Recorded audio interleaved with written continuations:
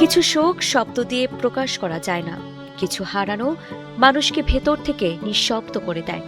বাংলাদেশ জাতীয় ক্রিকেট দলের সাবেক পেসার শফিউল ইসলাম আজ হারালেন সবচেয়ে আপন মানুষ, তার প্রিয় মাকে।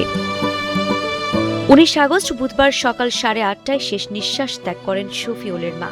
নিজের ফেসবুক পোস্টে মায়ের মৃত্যুর খবর জানিয়ে তিনি লিখেছেন, অত্যন্ত ভারাক্রান্ত হৃদয়ে জানাচ্ছি যে আমার পরম শ্রদ্ধেয় মা আজ সকাল 8:30 আমাদের সবাইকে ছেড়ে পরপারের উদ্দেশ্যে যাত্রা করেছেন। ইন্না লিল্লাহি ওয়া ইন্না ইলাইহি রাজিউন। এদিকে জাতীয় দলের সাবেক পেসার রুবেল হোসেন শফিউলের মায়ের মৃত্যুতে ফেসবুকে গভীর শোক প্রকাশ করেছেন।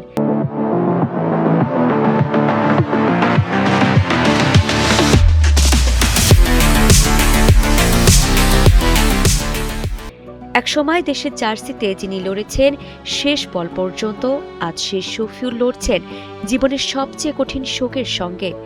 মায়ের জন্য সবার কাছে দোয়া চেয়েছেন তিনি। মহান আল্লাহ যেন তার মাকে জান্নাতুল ফেরদৌস নসিব করেন এবং সব ভুল ত্রুটি ক্ষমা করে দেন।